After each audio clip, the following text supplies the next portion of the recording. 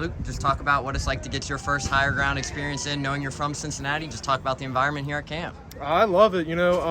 From my previous school, we always just stayed on campus, and I think being out here, being in seclusion, away from the city, away from campus, I think it really makes our team closer because we're here 24/7. We don't have that like overnight. Even we're together overnight as well, and I think that's really special. That I don't even think any other college does that anymore. So you're a Cincinnati native yourself. Did you ever have the opportunity to come out here when you were younger and see what this facility and practices were like? No. I've always heard about it, but I've never seen, looked up what it was looked like. But just from other people's like my other teammates, just like views from it, I thought it was gonna be a good time, and so far it's been a blast.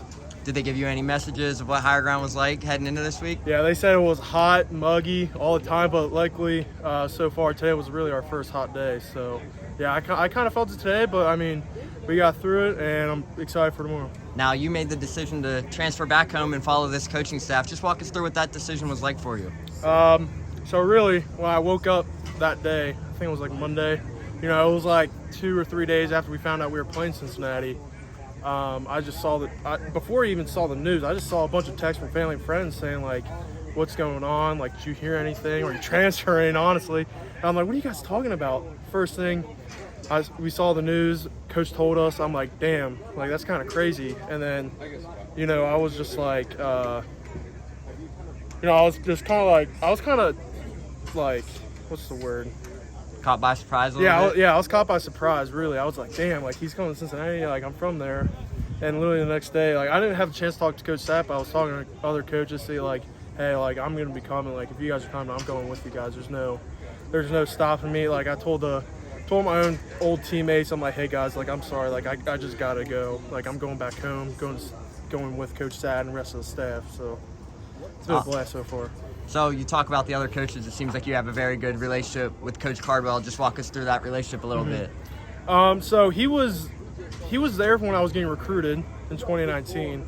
But when I got there, he actually took the O-line job at App State. So I only got to see him a little bit during recruiting process. But when he came back, it's been awesome having him coach me, the rest of the guys in the O-line. He's just so energetic. I just love that. So this offensive line we've seen through camp, you got about 8 or 9 different guys that you guys can rotate in there. Just talk about the offensive line room a little bit. Obviously, looks a lot different from recent years. Yeah. Full of transfers. Obviously, Gavin's the only one returning from a year ago. Just talk about that offensive line room a little bit. Yeah, like you said, we only have Gavin who's coming back, but I feel like, we have guys from coming in, like me, Trevor, Dion. Like we all played in other schools, even though Gavin's the only transfer. But I feel like we all can play. And like you said, 8, 9 guys. So, and that's what Coach Carl likes to do. He likes to rotate guys around and like in games so we can keep our fresh. Even late in the season, like last year, like we never really thought about that. And then we were going week 10, 11, 12. We're like, damn, we're still kind of fresh, And it's been a blast. We're so close together in that O-line group, even as a team, really. So the season's 22 days away. Just talk about how excited you are personally to get back, play in front of your hometown there at Nipper come September 2nd. Yeah, it's awesome. I keep getting all those friends and family texting me about, hey, can I get tickets and stuff? And, growing up, going to games, even playing there when I was in high school, it was always electric just in high school, and I can't wait to see in college because of the games I went to. I was a part of the fans, so now I can play in front of them.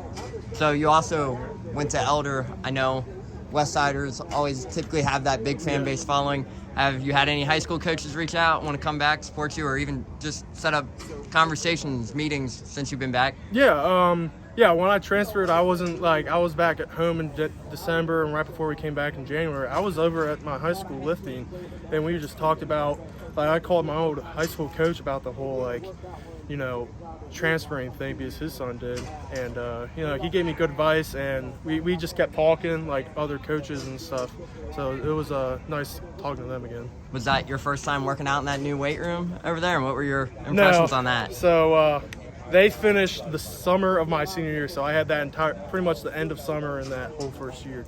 So Awesome. My last question for you is, what's your message for Bearcats fans as you guys making 3 weeks outside of the season opener? What's your message to the Bearcats fans I think ahead you of the got season? just be excited. I mean, we're going to Big 12, opening with EKU at home, and we have 7 home games, which is kind of unheard of in college football, and even 2 of our away games are close.